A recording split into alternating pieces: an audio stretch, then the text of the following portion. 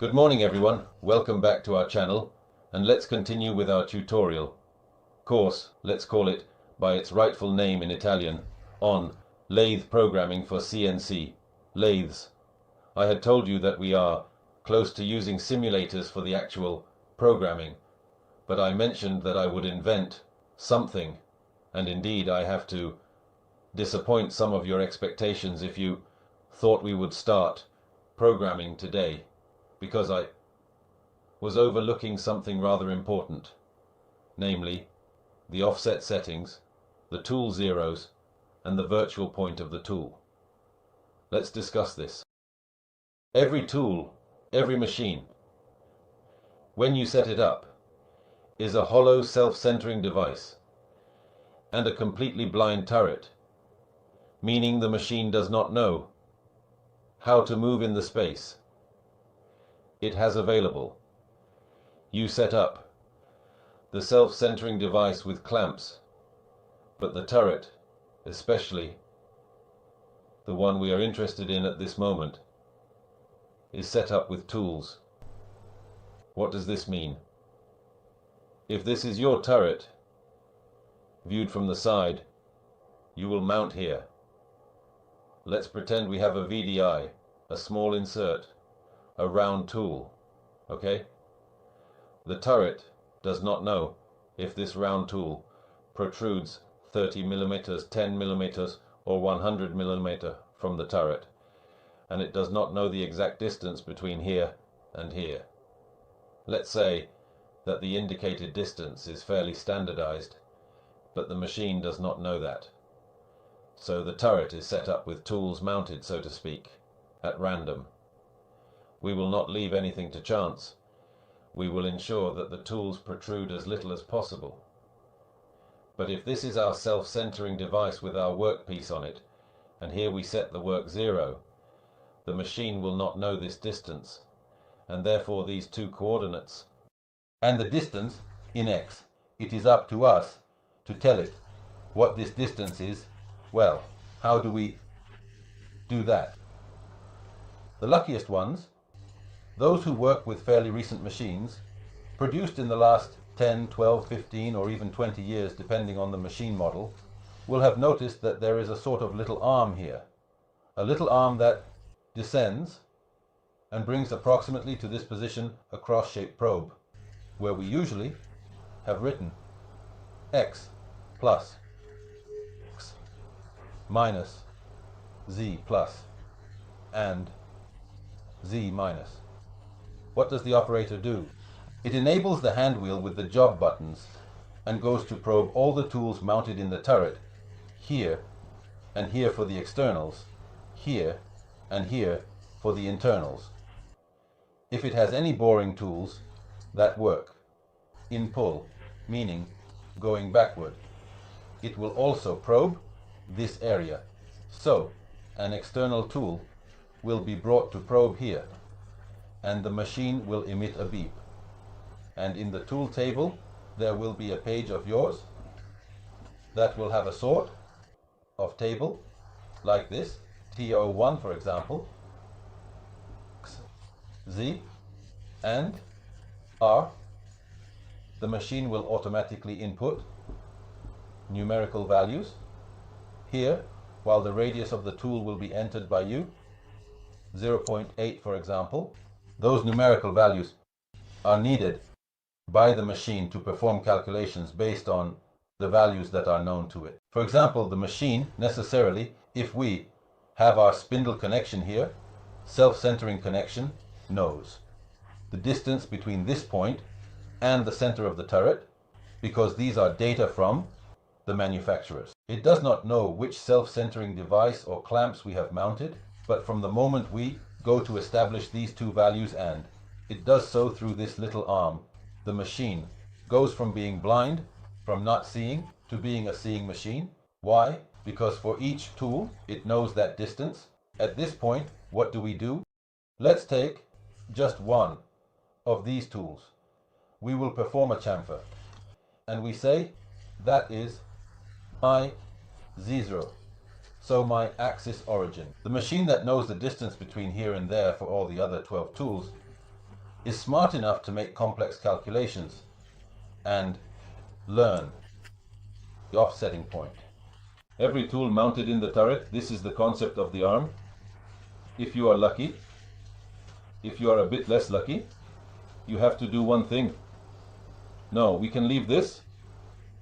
It's a slightly more laborious task. You don't have the arm because your machine is old, or also because it has broken, because the arm can break. Even one does not work, because the arm cannot break, because the arm is broken. Then you have to do the machine zeros, the old way. What do? Let's take this work area, transfer our piece here.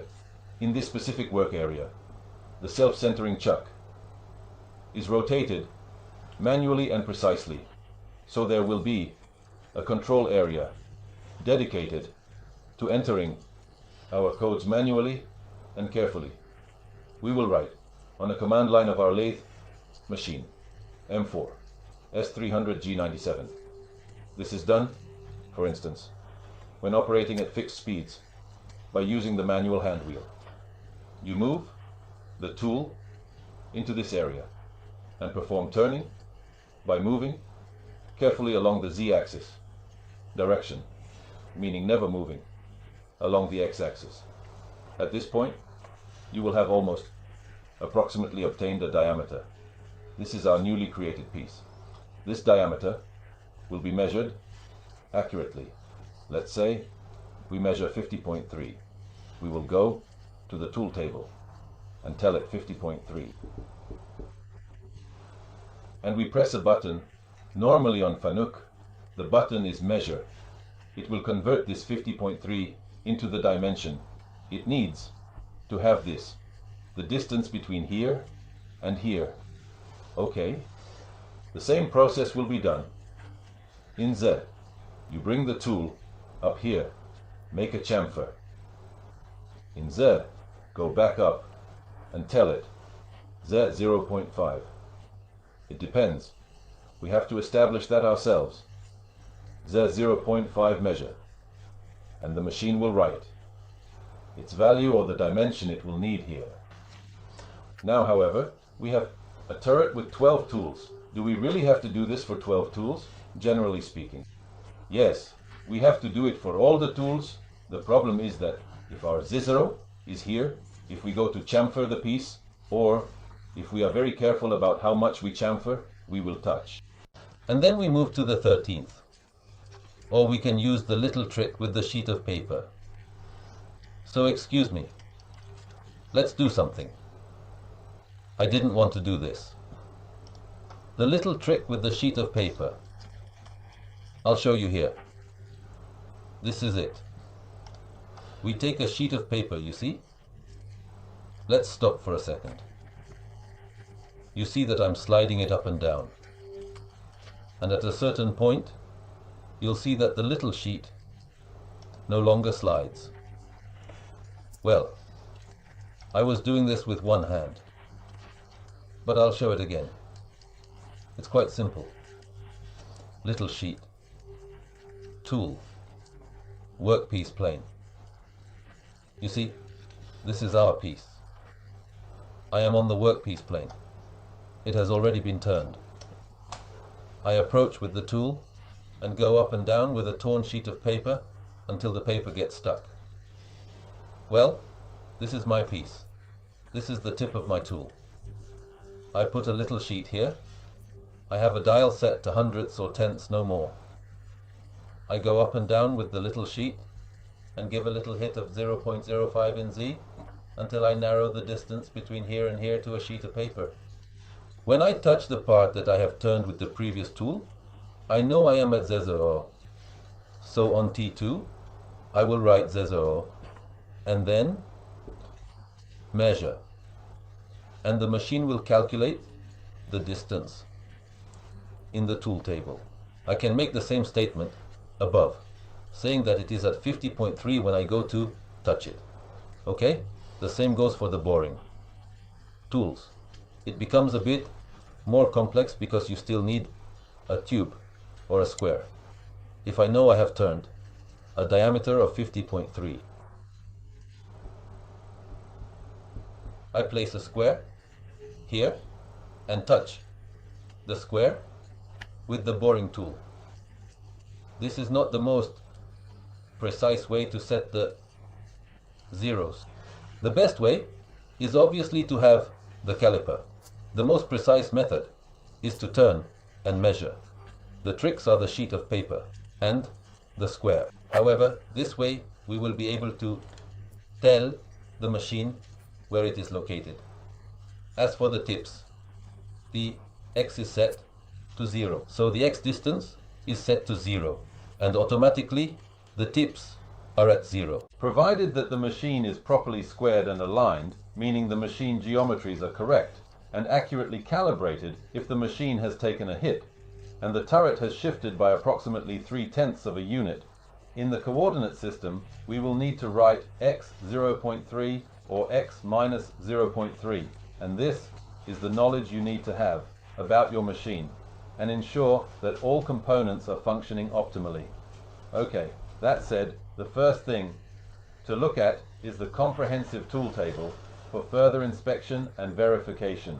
Let's take a look at it for a second. We can close this as we no longer need it. This unappealing component we put here for better understanding and clarity, so I set it up. You see this button? This is my tool table. You see, now it's not all there. This is a simulation environment which is used for training and testing purposes, so it doesn't have real distances. However, this is initial position number 1. In the sequence, this is the specific tool we have currently mounted for this operation. This is the measured length in the x-axis dimension. This is the measured length in the z-axis dimension, and this is the precise radius of the tool as per specifications.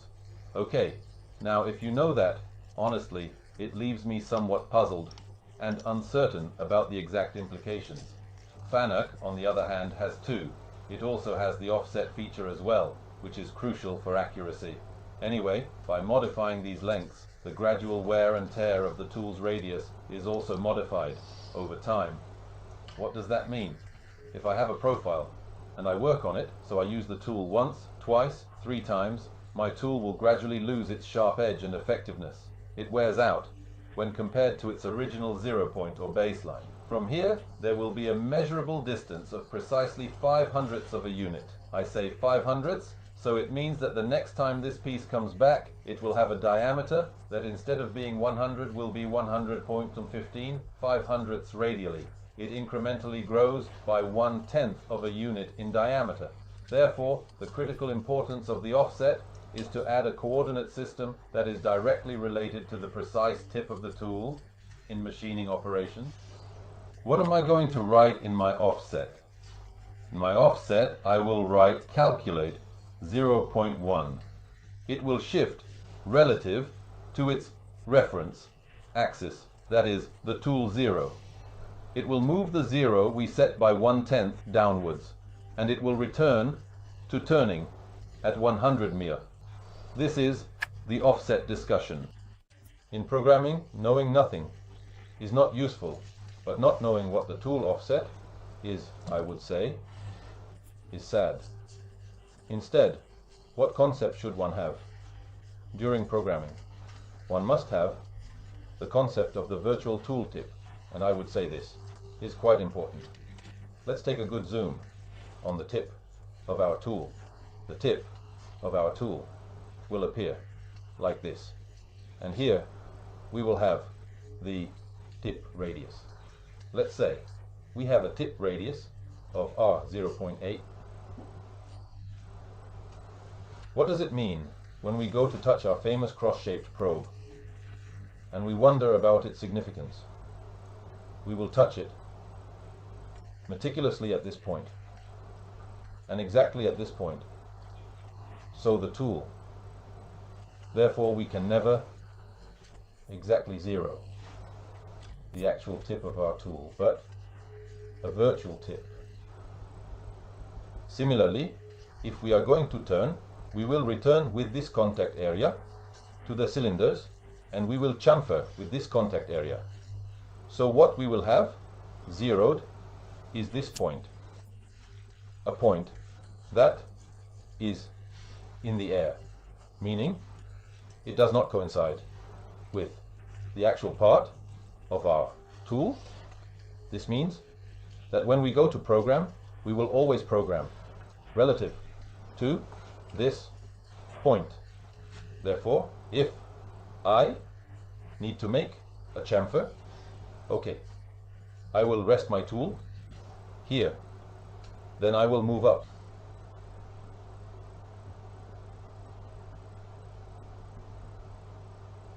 This, you see that I go up to here because I give it a diameter of X. Then I move to approximately 45° angle. This is still the virtual tip of our tool.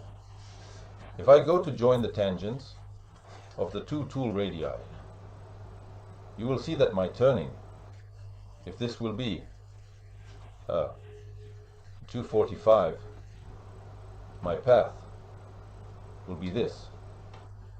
It would indeed need another color. Let's see. My actual path will actually be this one. I am adjacent, but here I go up. So this part of the metal will not be removed. So my chamfer 2x2 will no longer be 2x2, but will be, for example, 1.7417. The concept of the tool's virtual tip. So you might ask why this also applies to a rounded profile. Here, my tip will never be in contact, but a virtual point will be here too. So my rounded profile will never be exactly the same as what the designer had planned. The error is greater, the larger the tool radius. You understand that if I have a tool radius of 0.4, I will be here. If I have a tool radius of 1.6, I will be here. And so, the larger the tool radius. It seems like a joke. Let's hope YouTube doesn't censor me. The larger the tool radius, the more important it is to keep this concept in mind. So, if I have a radius of 1.6 and I program a chamfer 1 by 1, the chamfer will not be made. Fortunately, we are working with CNC numerical controls. So the trick, yes, the trick is called tool radius correction. Tool radius correction is done with 2G codes, G42 and G. G41 is inserted before a profile. So you create the profile and then forcibly disable it with G40, whether it is G41 or not. G42. What is the difference between the two when I follow a profile in this direction? That is clockwise. I use G42. When I follow a profile in a counterclockwise direction, I use G41. It follows that normally G42 is used for external profiles and normally G41 for internal ones. There are also some more particular cases where using G42 and G41 can be problematic. You always see that after G42 and G41, most machines, not all, some more intelligent ones, only foresee the use of G1. So you cannot move quickly in radius correction mode. Another thing is that you cannot program a radius of 0.4 if you are using the tool radius compensator at an angle, as you see in a corner like this. So here I have my tool if I have a radius of 0.4, my tool in the tool table specifies that it is a radius of 0.8. The machine will generate an error because it cannot absolutely create a radius of 0.4 not from a tool with a radius of 0.8. Okay, it's different if I instead have a radius of 4 here. If I do it without tool radius correction with a radius of 0.8, it will come out as 3.2.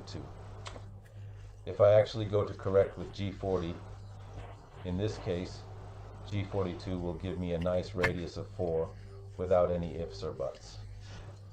Another thing is that when working in G41 and G42, it is necessary to attach to the piece. That is, if I have a piece made like this, I move quickly, and the approach distance should always be at least twice the tool radius. That is, I arrive in G0. At this point, my physical piece is here. I have a radius of 0.8. Let's say I bring it to Z2. I set G0 42 and approach giving both coordinates X and Z because the machine, when I set G42, shifts. I give both, then we will do some examples, and don't worry, I give both and the machine does not generate the error. If instead I approach to 0.5 with a radius of 0.8, the machine does not have time to make the correction. There are people who lose half a day with these codes because they are poorly digested, often giving small alarms because I managed it incorrectly. When I detach from the tool, I must detach properly. I cannot detach by a tenth when coming away because it is a correction to a tool radius above the quota. So the first times, don't worry if the machine gives you errors due to impossible tool radius correction. Let's see a practical example. What is this then? Let's go back to the program. We have created a program and we are going to simulate it. As you can see, in the simulation we have a green path and the workpiece, a green path that is detached from the piece. Now in my program I don't have a G0, but I have a G1 without any tool radius correction. I used tool 01, which is a tool that has a radius of 0.4. Let's absurdly set a radius of 5. Do you remember what our piece looked like? If you don't remember, we will do it again several times. Look at what happens with a tool radius of 5.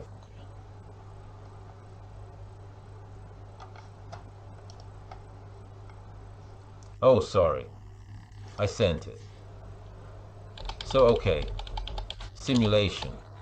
Let's hope it doesn't trigger the new send alarm, because if it does, I have to re-enter it. Syntax error.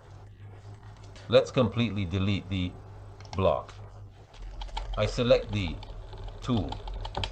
Okay, having pressed it twice, I inserted it twice. Here you can see that it creates the chamfer. Obviously, the point it calculates has moved away. The chamfer is there, but physically there is no chamfer here, and this has become smaller. Let's review it. Let's set it back to 0.4. Go back to the program and simulate it. You see that?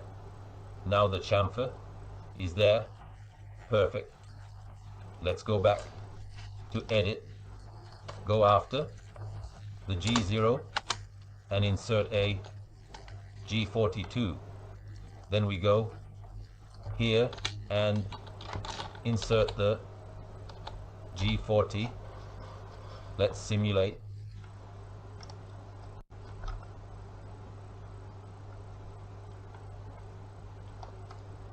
Okay, now let's change the tool radius. So in the offset, we set the radius to 0.8. We simulate. You see that my green line moves away, but the profile remains the same. Let's go to the offset and set it to 1.2.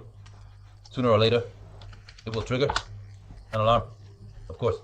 So in the simulation, if you look closely, this very precise simulator also increases the tool radius. You see that this distance increases, but the profile, in this case, remains the same. Let's set the offset to 2.5, which is not a standard radius. But let's see if it finally gives us an alarm. It does not give an alarm, and the profile remains the same. So what radius do I have here? Edit. I have a radius of 5 and a radius of 2. Let's see, Z45, radius 2. Let's set the tool to a radius of 5.5.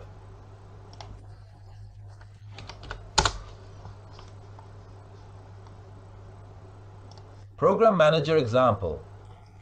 Simulation. Let's see if it should give me an alarm. However, not all programs work the same way. Here, it simply limits itself to getting the radius wrong because it can't do it. But you see that this radius has remained. This, instead of Fanuc, would have returned an error because it would have said, no, I can't do this radius for you because it exceeds what you are asking for. Let's exaggerate. With a radius of 10, here it is.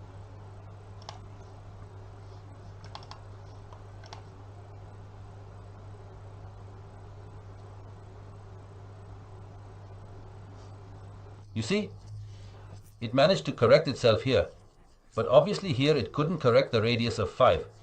It did it from 10. I prefer a Fanuc that gives you an error. Now we will remove G42 and G40, and we will see. What a horrible profile that the machine will create, you see. All the chamfers are missing because with a radius of 10 it is not possible to make them. Chamfers are crucial for ensuring the edges are smooth and meet design specifications. Okay, I hope this concept of virtual radius is clear. The virtual radius is an abstract idea that helps in understanding how the tool interacts with the material. The tool, what matters is learning to use G42 and G41, which are essential for compensating the tool path. Many real operators, those we find in workshops, ignore this concept due to a lack of training or understanding. So what do? They reason like this. I have a chamfer of 2, but without understanding the underlying principles, they might make errors in the final product. For 45. To be tackled with a radius, insert of 0.8. Instead of putting C2, I will put C2.8. Okay, I have a radius of 1.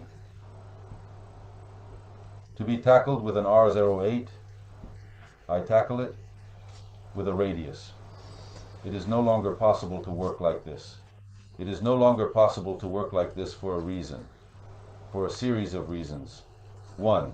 The required quality is no longer the rough quality of the past. We have measuring machines that are more precise than the machines that produce the parts. So in the technical office, sooner or later, the mistake comes out because it is not a mistake, but don't become dramatic because then you bring it to the technical office and they tell you this chamfer is not 2, it's 2.2. Fix it. It wouldn't change anything, but if you work with the tensile radius correction, the chamfer of 2, C2 becomes C2, and that's it. 2.8 relatively becomes 2.8. That said, in the automotive industry, chamfers are no longer chamfers. Chamfers in automotive are now complex profiles, meaning in the drawing they quote you 2.2. But then, in reality, in the title block you find writings like sharp edge 0.1, so what does that mean? It means that here you have a chamfer of 245, but here and here you have two radii of 0.1, and the radius of 0.1 you make. It 0.1. It is the radius of 0.1 that you make. Only with tool radius correction 0.15 or 0.2 can you remove the bars, so you must learn to make finishing profiles. Roughing is not necessary, but finishing profiles must be done with G41 and G42. When it's not possible, CAD/CAM can help us, direct programming can help us. For example, we will see something about direct programming where once you have entered the tool radius in the tool table, it takes care of it, but do not think you can ignore G41 and G42 because sometimes they are annoying. Just by increasing the C, increasing the R, or decreasing them when working on the inside, you will not be professionals in the field. I hope this concept has come across. I remind you that on my channel there is an older tutorial related to the Fanuc where these concepts are revisited in a different way. This does not mean that I did them wrong today or that I did them well. It means I have two slightly different approaches to explanation. Since these are important but difficult concepts, not difficult to understand but to convey, the problem might be that I struggle to explain it to everyone. Some will understand it immediately, while others may need some additional explanation. On my channel you will find another video made on the board dedicated solely to the virtual point of the tool. I recommend you go look for it, watch it, and integrate it with today's explanation to fully understand this concept. I thank you for being with me today, and I look forward to the next video. Like, share on social media. Go to your store and say, oh, there's an idiot who does. Show the video to others, we can have a good laugh, and maybe someone learns, and even if 1 in 1,000 learns, I am very happy for you. Thank you, and see you next time.